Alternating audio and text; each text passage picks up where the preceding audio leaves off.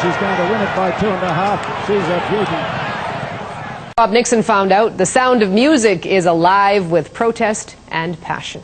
It's a song for a BC fight back. The police sprayed pepper in my eye. Oh God, does it ever sting? Joey Only is his name.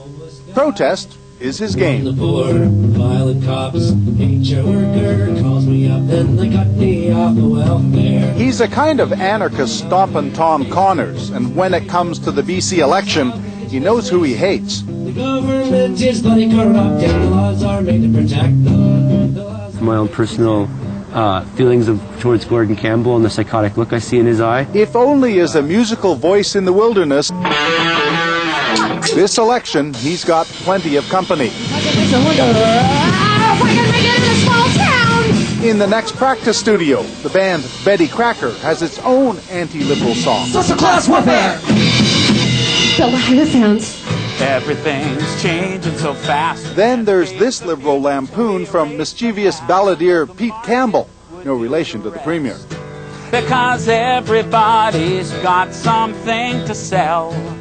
And if they can't, they don't, or they won't. Oh, well, I guess that's really none of my concern.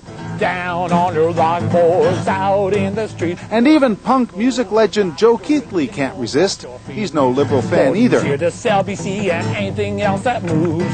Sold out BC Rail and I try to sell BC Hydro too.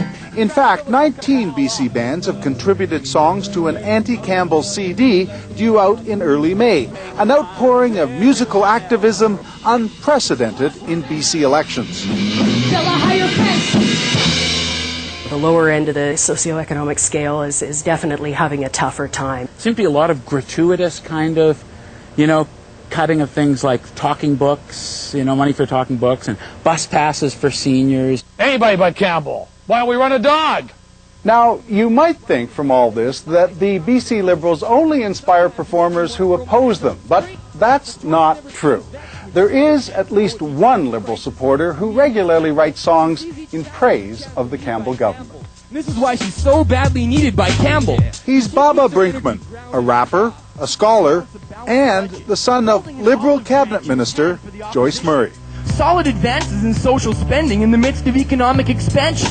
This is not an invention. It's unprecedented. I've never heard so many competing interests represented. Counterculture thinking has become the bandwagon, and people that, screw the government, that is the conformity. The non-conformity is to start thinking about how we can make constructive changes and really help people. Everything going well? Brinkman is, of course, outnumbered musically by the anti-liberal forces, but in this political battle of the bands, come voting day, it won't matter which side had the best songs. Gordon's gonna drink and drive British Columbia off of his mouth. Bob Nixon, CBC News, Vancouver.